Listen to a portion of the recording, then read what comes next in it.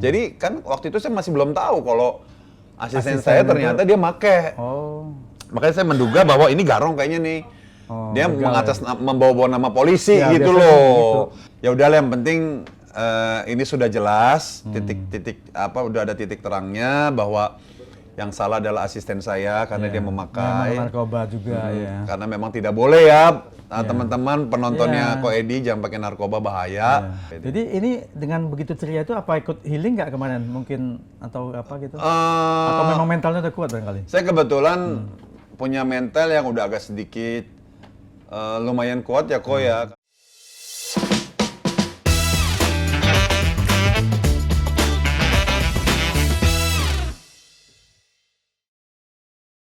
Selamat datang di SR On, Edi Sharing and Discussion bersama saya Edi Wijaya. Kali ini saya kedatangan seorang tamu, artis nasional, penyanyi dangdut yang bikin heboh di awal tahun 2024 pada saat beliau ditangkap aparat kepolisian karena diduga menggunakan narkoba. Siapa dia? Langsung saja kita ngobrol dengan Saiful Jamil.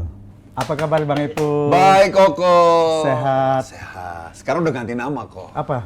King Saiful Jamil. Oh, King. Jadi nggak mau kalah sama King Salman dong kalau gitu? Iya, nggak mau juga kalah sama King Salman. Pokoknya sama King Nasar juga nggak mau kalah. Oh, jadi sekarang King Saiful Jamil. Betul kok. Jadi biar lebih up gitu loh kok. Harapannya seperti itu.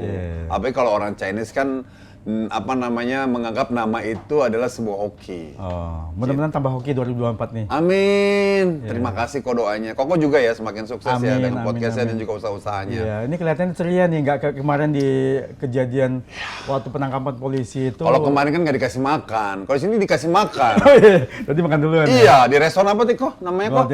Golden Sands International itu enak banget guys. Buruan pokoknya mampir ya. Jadi memang kemarin ya memang menyedihkan ya kok ya di awal tahun ya. Supaya gimana nanti penonton tahu menyedihkannya, boleh nggak kita nonton sebentar nih putar balik ini yang viral kemarin ya? Boleh. Oke. Pak, ke polisi. Pak, tolong Pak. Ini polisi. Bukan. Iya, man. Pak, tolong. Demi Allah, Bapak, ya Allah, Tuhanku. Lu jaga nama Tuhan. Pak, ke kantor polisi. Polisi, Pak, kantor polisi. Ayo, Pak, ayo, Bapak. Sama Bapak. Kita polisi. Sama Bapak. Kami polisi kami. Tenang aja Pak ya. Pak tenang aja Pak ya. Tenang aja Pak ya. Tenang. Ini polisi, saya polisi. Tenang Pak ya. Kita anggotanya, Pak. Nomor anggota, Pak. Pak tenang Pak ya.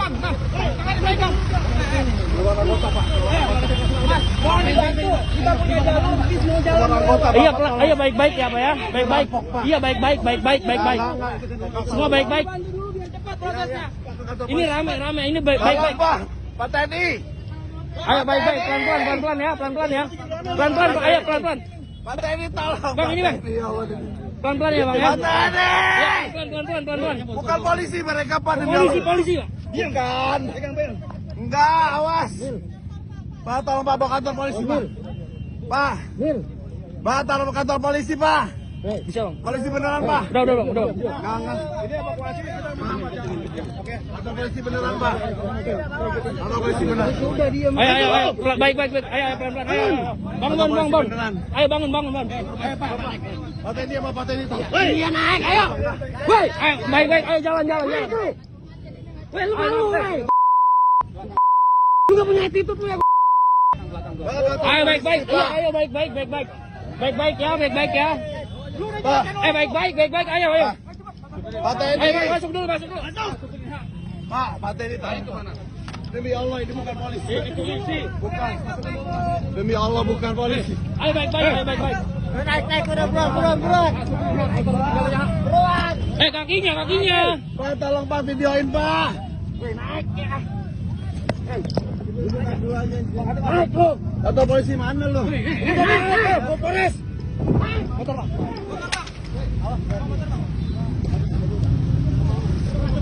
Bang, cari Bang ya. Iya. Nah, begitu Sobat SR tadi video penangkapannya King Saiful Jamil yang diduga menggunakan narkoba pada saat itu. Gimana ini kok kelihatan trauma banget sampai histeris gitu. Ya, Ini gimana ceritanya coba? Soalnya kok saya tuh berpikir pada waktu itu tuh yang menghampiri saya itu garong kok. Oh, bukan polisi. Bukan. Garong atau begal gitu ya kalau sebutannya. Karena sekarang kan si begal-begal ini kan lagi merajalela. Pada mulai berani gitu kan, mau siang hari gitu. Soalnya apa kok, saya tidak curiga sama sekali gitu loh. Tidak menduga itu aparat kepolisian. Pertama kan saya tidak merasa diri saya salah. Dan kedua, memang saya merasa nggak memakai hal-hal yang bisa bertentangan dengan hukum. Jadi kan waktu itu saya masih belum tahu kalau asisten saya ternyata dia make. Oh. Makanya saya menduga bahwa ini garong kayaknya nih. Dia membawa nama polisi Ya, gitu biasanya loh. gitu. Saya bilang kan saya kan udah cukup lama di Jakarta lah. Jadi kan nggak semudah itu saya percaya kok. Ya kan? Tiba-tiba dia ngaku polisi. Tunjukkan identitas kali barangkali. Tidak ada kok. Itu setelah pas saya udah berhenti di busway itu, kan asisten saya itu kan mungkin dia terkontaminasi dengan narkoba ya. Jadi halusinasi dia waktu nyetir mungkin dia pikir itu bukan jalur busway kok. Oh, dia masuk ke busway. Dipikir itu jalur sembako gitu kan. Jadi dia masuk ikut situ. antri itu, sembako. 9 bahan pokok. Iya. Kalau itu mah enak ya sembako. Tiba-tiba dia nyasarin ke situ. Saya bilang ya udahlah mungkin memang harus stop kali ya. Karena sebelumnya aku kejar-kejaran hampir 20 menit. Oh, dari mana mulai diikuti? Diikutinnya itu dari rumah dia. Di mana itu? Jadi saya tuh ngedropin dia kok ke rumahnya. Nah saya nggak tahu kalau selama ini tuh saya ngedropin di daerahnya dia itu. Saya pikir itu rumahnya dia kok. Ternyata itu udah tempat begituan. Oh. Di daerah Jakarta Barat. Bukannya jadi asisten udah cukup lama? Tapi saya nggak pernah masuk ke dalam rumahnya. Saya cuma ngedropin dia di depan gangan jalan. Terus akhirnya saya nunggu di sebelah sana gitu. Karena memang saya kan semuanya 100% dia yang handle. Dari mulai kamera, kalau bikin podcast dia yang handle. Terus kalau untuk keperluan syuting dia yang handle. Keperluan rumah dia yang handle. Satu untuk semua kok. All in dong itu ya? Iya, all in kayak SCTV gitu kan. Satu untuk semua gitu kan. Jadi aku semua udah percayakan ke dia semua kok gitu kan. Jadi akhirnya dia nggak ada kesempatan untuk pulang. Kalaupun pulang, kok lepas cuma sejam. Ternyata itu daerah situ tuh memang sudah daerah terkenal. Oh, udah incaran polisi. Daerah itu daerah incaran polisi dan memang daerah situ daerah terkenal dengan kegiatan yang haram itu kok. Oh. Dengan peredaran narkotika itu. Bang Ebo pernah pakai nggak? Aku nggak pernah kok. Makanya kemarin dites. Rambut lagi bahkan ya? Iya. Kalau rambut kan bisa sampai berapa bulan apa setahun? Berapa bulan sampai selama seumur hidup dia mungkin ya kalau misalnya nggak dicukur-cukur, ya kan? Ini udah potong rambut terus ya. Ya berapa bulan ya? Jadi ya alhamdulillah sih saya mah nggak make kok, takut. Iya. Saya mendingan itu aja, sabunnya sabu hotpot. Oh, sabu-sabu. Sabu-sabu enak itu kan panas-panas. Nah, akhirnya setelah itu, nah kayaknya sih kalau menurut aku nih, menurut feeling aku gitu ya, dia ini di situ udah banyak polisi. Terus melihat mereka transaksi gitu loh. Soalnya pelakunya dia sama ada satu orang lagi. Dan aku nggak tahu, memang aku sama sekali nggak tahu gitu. Aku nunggu jaraknya itu sekitar 10 menit dari lokasi kejadian. Oh, jauh juga teman. Jauh kok, karena aku nunggu di masjid. Aku paling demen nunggu di masjid kok, gitu kan. Jadi aku tungguin tuh dari jam 2 sampai jam 3, 1 jam dia sedang bertransaksi seperti itu ya. Tapi aku pikir dia lagi kangen-kangenan sama emaknya gitu, sama orang tuanya gitu. Ditungguin gitu ya. Yaudah nggak apa-apa, aku pikir kan kasihan juga dia udah lama nggak pulang kan, pulangnya sebulan sekali gitu. Ternyata setelah dia datang, terus ketemu aku tuh di tempat parkiran, kita lanjut jalan kok. Dia bawa mobil juga gitu kan. Tiba-tiba selang 3 menit dari tempat pemberhentian itu tiba-tiba ada yang gedor dari sebelah saya, bukan di sebelah supir. Ini masing-masing mobil kan langsung gabung kan satu mobil nggak? Langsung ketemu saya satu mobil, karena mobil kan saya yang bawa. Setelah dropin dia, saya tinggalin, mobil saya bawa ke tempat selanjutnya. Nah, saya nunggu di tempat yang selanjutnya itu, di masjid itu. Nah, setelah di masjid kan dia datang kan kok, sekitar jam 3 kan. Di situ saya ingat banget, karena mau sholat asar, akhirnya di pertengahan jalan ada yang ngegedor. Duduk. Minggir, polisi! Kan saya kaget gitu. Pakai baju reman. Oh, tapi sebut polisi saja. Sebut polisi aja. Bang Ipul nggak percaya? Percayalah kok. Ya. Orang sebenarnya percaya juga kalau itu polisi. Karena memang banyak juga orang yang memanfaatkan nama, oh saya polisi, padahal belum tentu juga. Itulah kok Kan yang ada di otak saya juga. kok.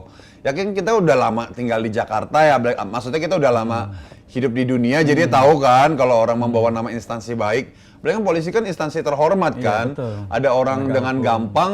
Soalnya saya berpikir gini, kita beli lencana aja ada di online. Seragam juga ada. Iya. Ya kan? Terus orang juga bisa ngaku-ngaku polisi gaya-gayanya kayak Intel, ternyata bukan. Dan memang banyak kejadian ditangkap juga yang Iya kan, palsu-palsu ya. gadung ya, gadungan. Gadungan. Emang itu saya pada waktu itu saya memang nggak percaya gitu.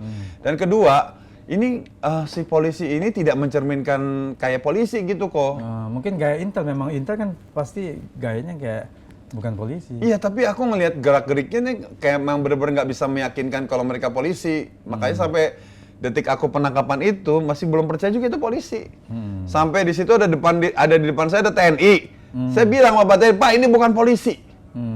Tolong bawa saya ke kantor polisi, Pak." Gitu. Sayanya minta begitu karena dia ngaku polisi. Kan kalau polisi asli kan pasti kan tahu kan, oh ini polisi bener, oh ini bukan gitu Nah, kan. biasa kalau Intel sama yang nangkap narkoba dia nggak pakai seragam. Iya. Kalau pakai seragam ketahuan duluan. Tahuan ya. Lari duluan. Terus itunya. pokoknya bener-bener tidak mencerminkan lah. Apalagi kan waktu penangkapan juga kasar banget kan. Asisten saya sampai ditonjok. Oh gitu ya. Iya, kan ada gambarnya. Saya ngeliat dipukul sampai asisten saya ngomong, "SJ, gua dipukulin," gitu kan. "Oh, jangan kasar begitu." Mana ada sih polisi kasar kok. Waktu di apa itu busway itu sampai di lantainya histeris itu gimana? Iya, itu karena aku mau minta tolong sama Pak TNI. Oh, Karena cuma Pak TNI yang bisa saya percaya. Kenapa? Karena dia pakai seragam TNI. cuman Pak waktu itu? Waktu itu Pak TNI nggak bisa berdaya. Oh, karena beliau udah tahu itu polisi. Nggak ngerti kok. Saya pikir gini, udahlah mungkin saya kalah kali ya melawan begal ini dengan kepalsuannya dia, dengan dia mengaku-ngaku polisi. Akhirnya penonton yang ada di situ tidak berdaya, tidak bisa nolongin. Terus saya juga udah terlanjur di borgol, tuh kok sampai tuh kan Oh iya, tuh sampai bekasnya bekas ya. tuh berbekas. Ini. Ya, sampai saya kemarin cek kan saya mau berangkat haji kok. Saya kayaknya ini bekas narkoba. Dicurigain sama dokternya. Masa? Nanya, "Bang Ipul, saya mau nanya, mohon maaf ya, kenapa? Itu tangan seset-seset kenapa?" "Oh, ini bekas kemarin di borgol, Bu Dokter." "Oh, iya, dia bilang begitu. Saya pikir bekas sesetan narkoba gitu. Oh, saya nggak pernah pakai narkoba, Bu Dokter gitu. iya. Jadi akhirnya pokoknya sampai saya ditangkap, terus saya dibawa mobil ke mobil saya masih belum percaya itu polisi kok. Pas percaya begitu dibawa ke kantor polisi dan ada tulisannya kantor polisi Tambora. Barulah dari situ saya percaya itu polisi. Oh beneran polisi. Nah di situ baru saya bingung ada apa. Terus katanya juga ada waktu penangkapan tuh ada 2 orang sipil yang ikut-ikutan tuh orang preman itu gimana? Nah itu saya nggak tahu ya. Pokoknya pada waktu itu saya memang benar tidak curiga polisi kok. Tapi yang apa Ya udah saya bilang itu begal. Oh. Udah pokoknya saya menganggap pada waktu itu sebelum nyampe kantor polisi itu begal. Karena saya bilang tadi sekasar-kasarnya polisi yang saya sepengetahuan saya kok ya kelakuannya nggak begitu. Saya bilang gini, masa polisi begini dalam hati kan? Orang sipil yang ikut-ikutan waktu itu. Ya saya nggak tahu kok. ada 2 orang. Saya nggak pernah kenal, saya nggak kenal mereka semua. Pokoknya saya taunya mereka tuh komplotan orang jahat aja. Ya kan, nonjok asisten saya, terus saya dicekek, ditarik, terus saya nyebut nama Tuhan aja kagak boleh.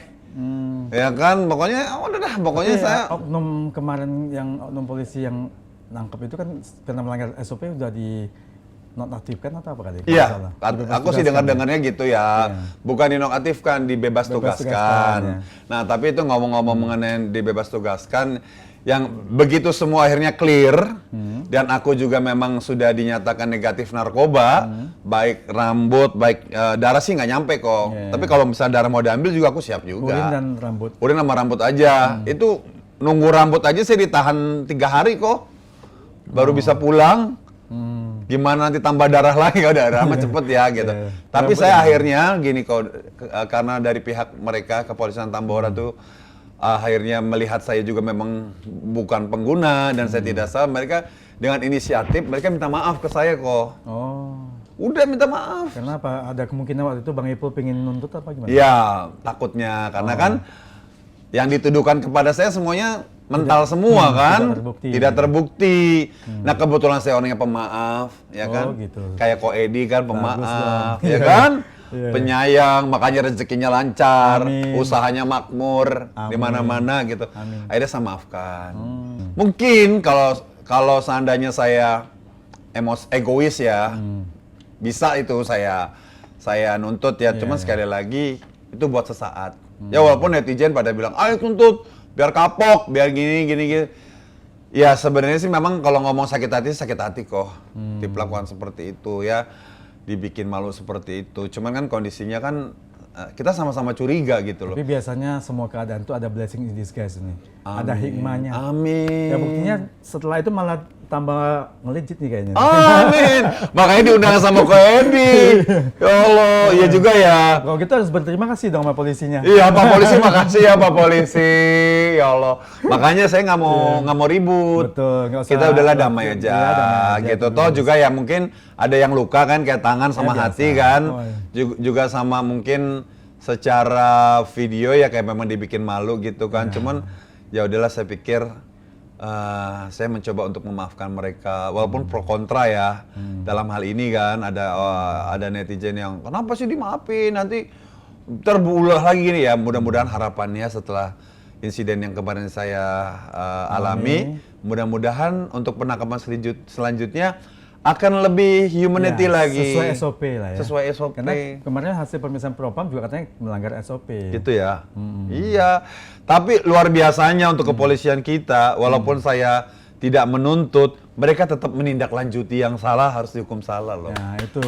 Langsung ada tersangka Bravo buat loh. polisi ya. Hebat buat polisi. Makanya Tersangkanya orang sipil itu ya. Yang ikut-ikutan itu. ternyata saya juga nggak tahu juga, orang nggak kenal kok. Ya kan kita semua pada dasarnya adalah masyarakat. Iya. Cuman profesinya kan beda-beda. Ada yang polisi, ada yang artis. Kayak Koko kan pengusaha ya kan. Ya kan pada dasar kita semua masyarakat kan gitu. Cuman ya udahlah yang penting ini sudah jelas titik-titik udah ada titik terangnya bahwa yang salah adalah asisten saya karena dia memakai narkoba juga ya. karena memang tidak boleh ya teman-teman penontonnya Ko Edi jangan pakai narkoba bahaya. Terus juga ya ada baiknya juga bahwa untuk misalkan untuk ada penangkapan selanjutnya ya gunakanlah dengan hal-hal yang baik. Terus SOP, juga untuk atributnya mungkin dilengkapi lagi walaupun pakai baju reman. Repot kalau mau nangkap narkoba udah pakai baju polisi udah lari duluan ketahuan. Gitu ya. Nah, tapi justru itu memang polisi kan kalau mau nangkap narkoba kan nggak boleh ketahuan Harus dia nyamar. polisi harus nyamar. Nah makanya ini supaya tidak terjadi miss kayak saya tuh gimana baiknya ya? Ya mungkin takutnya juga memang polisi pasti udah ada SOP-nya. Pada saat dia tangkap mungkin dia langsung sampaikan, dia tunjukkan atau mungkin surat atau gimana lah. Pasti ada SOP-nya. Polisi jelas kok SOP-nya. gitu ya. Ya. Cuman nih setelah ditangkap nih trauma nggak nih? Mungkin barangkali ke depannya masih sewa bodyguard kali ini. Enggak lah, saya memang dari dulu nggak pernah pakai bodyguard. Saya cuma percaya sama Allah aja. Yakin malaikat yang Luar menjaga. Asisten itu Luar ada biasa. ibaratnya untuk meringankan tugas saya aja gitu sih. Saya nggak kayak ada beberapa artis yang pakai bodyguard gini-gini karena saya merasa saya aman. Jangan-jangan Bang Ipun ini juga memang bodyguard juga. Wih. Dia ada badan nih kan. Gitu. Kayaknya badan-badan bodyguard Kayaknya ya. 1:3 nggak apa-apa. Makanya bodyguard masa punya bodyguard kan. Jadi ya saya karena saya mungkin nggak pernah merasa bikin aneh-aneh ya, jadi merasa aman aja dengan diri gitu. Ya cuman ya itu takutnya ketemu begal aja gitu yang nyamar-nyamar jadi polisi lah, jadi jadi anggota. Karena dulu saya pernah ada pengalaman Pak Edi. Apa itu? Jadi saya pernah tinggal tuh dulu di rumah susun. Tiba-tiba ada orang gedor-gedor pintu saya. Duduk-duduk gitu ngaku polisi, terus ngunjukin lencana, polisi jangan bergerak gitu. Totonya dia ngambil handphone saya. Oh, berarti itu yang tadi gadungan. Polisi gadungan. Itu saya berpikir, makanya saya sampai kemarin saya ditunjukin gini udah nggak percaya. Oh. Alah, gue udah tahu, udah pernah gue ngalamin kayak begini dalam hati gitu kan. Makanya nggak aku gubris kok. Sampai dia juga nunjukin pistol juga kok ke muka saya. Makanya saya juga nggak pernah tembak aja. Oh, dikira pistol mainan juga. Iya, kayak pistol mainan gitu. Katanya juga itu pistol mainan beneran. Oh ya? Iya. Enggak lah, polisi kan sih bawa yang Nggak ngerti deh. Itu katanya pistol mainan gitu. Gitu. Jadi ya udahlah pokoknya buat masyarakat juga bingung nih nanti. Kalau seandainya tiba-tiba ada yang ngaku petugas tapi ternyata garong, serba salah juga kan kok. Juga, ya.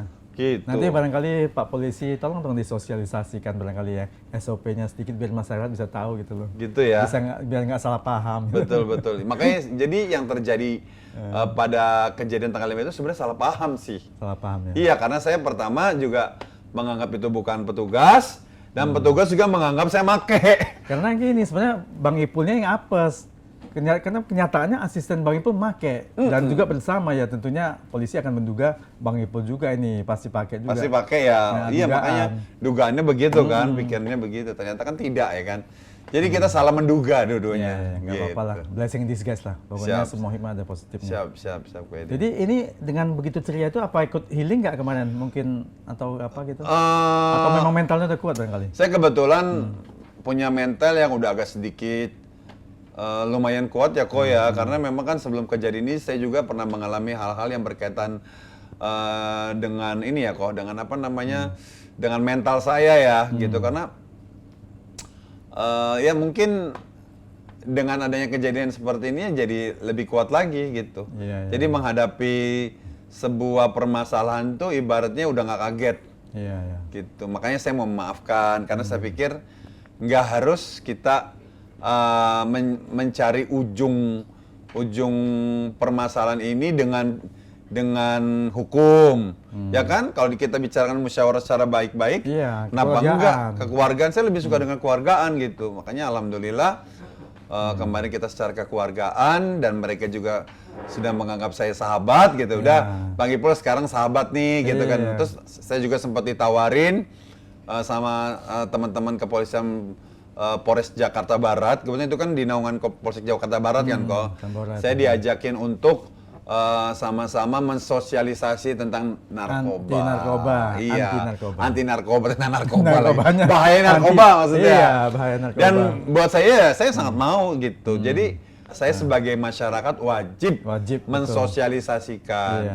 Dan juga kedua, ini untuk menepis bahwa nggak semua artis identik dengan narkoba. Betul, buktinya rambut sudah diperiksa itu. Jadi kan akhirnya kan orang berpikir, oh iya ternyata nggak semua artis ya pakai narkoba. Gitu. Nah, cuman gini Bang Ipul, saya juga bingung apa Bang Ipul dengan asisten ini udah berapa lama kerjanya? Setahun. Nah, setahun itu sudah pakai, dari asisten udah pakai, apa nggak kelihatan tuh tanda-tanda dari mata? Ya kelihatan, mukanya fresh kayak Ko Edi. Oh iya? Tapi Ko Edi nggak kan? Oh, saya pasti nggak. Boleh dites. Fresh ya. Fresh. Ko Edi ini kebanyakan makan sirip ikan.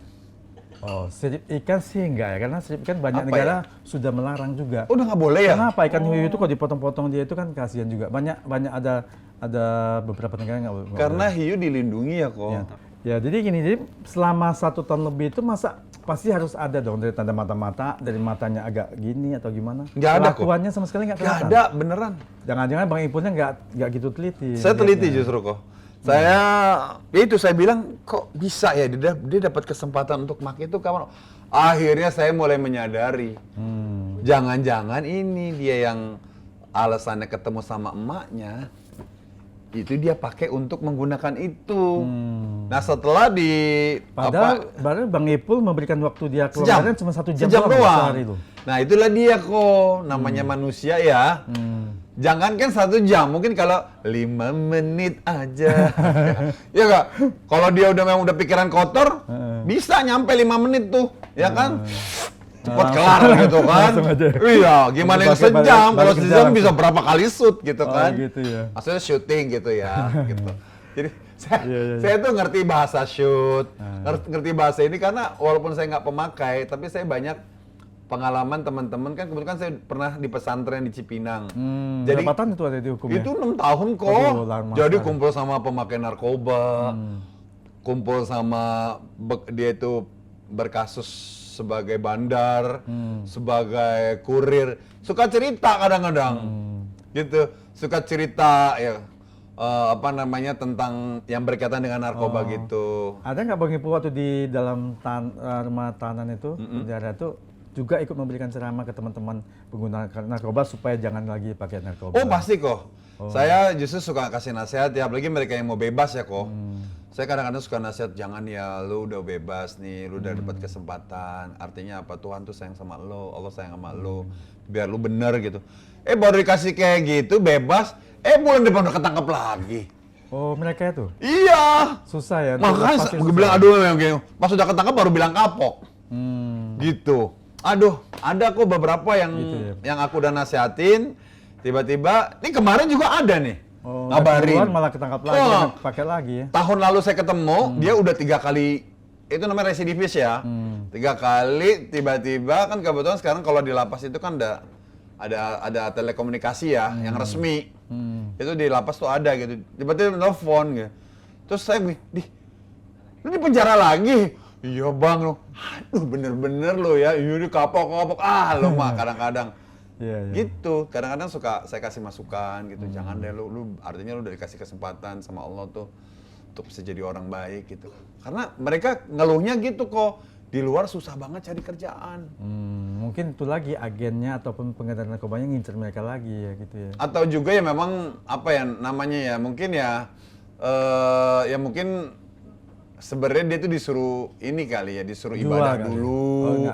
Nggak sabar mungkin kok. Sebenarnya sih kalau seandainya Bang Ipul bilang nggak ada kerjaan, mungkin barangkali itu didekatin lagi pihak pengedar. Kurang tahu sih. Suruh jualan supaya dapat uang. Enggak, apakah alasan dia memang susah cari kerjaan, apa memang dia males?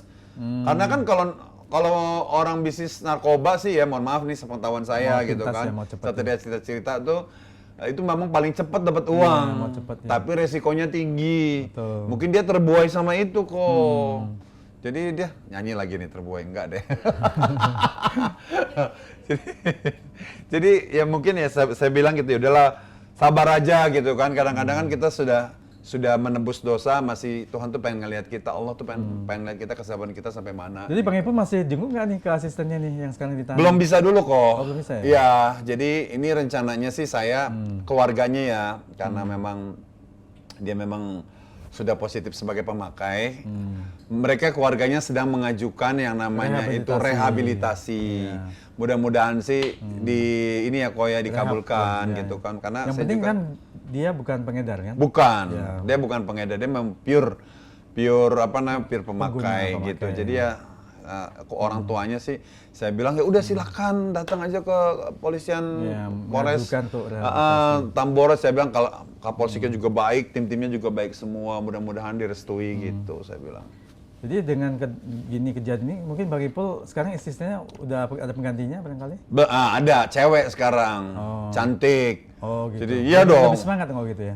Bukan semangat lagi gitu.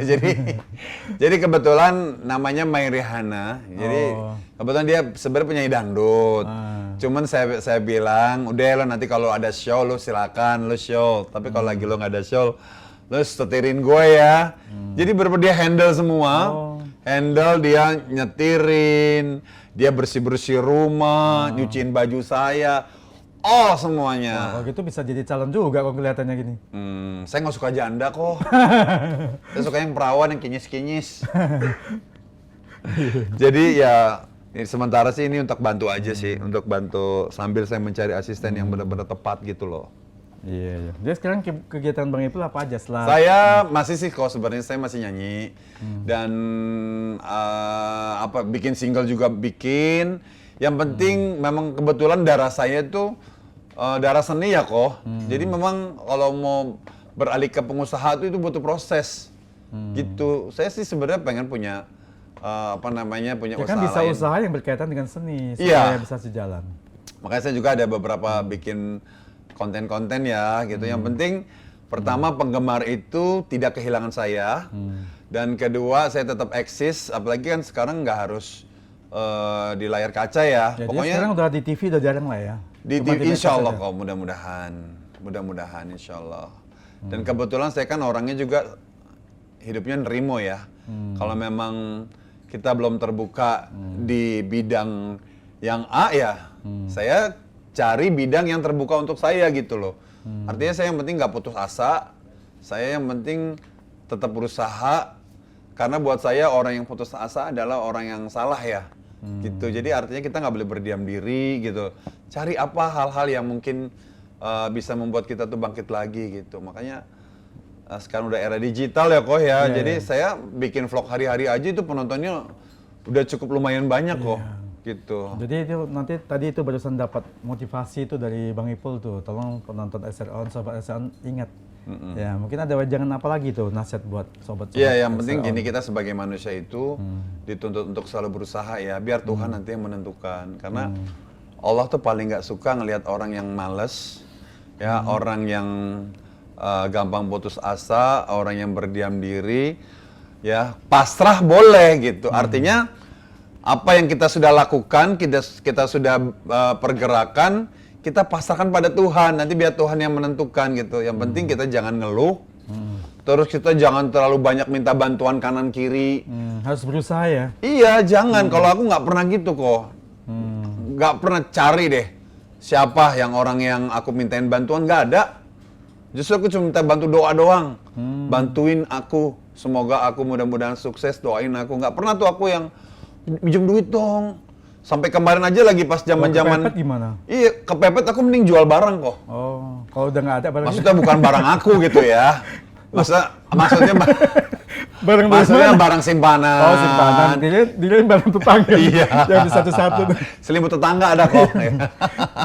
Jadi kalau saya tuh lebih baik saya menjual barang-barang berharga saya yang saya punya daripada saya harus ngerepotin orang lain. Karena kan orang lain juga pasti punya kesusahan kok. Ada kesusahan. Itu waktu saya pesantren aja itu rumah saya jual. Saya baru beli Alphard kok. Alphard baru saya jual. Beli Mercy baru saya jual, ya kan? Yang saya punya udah saya jual gitu.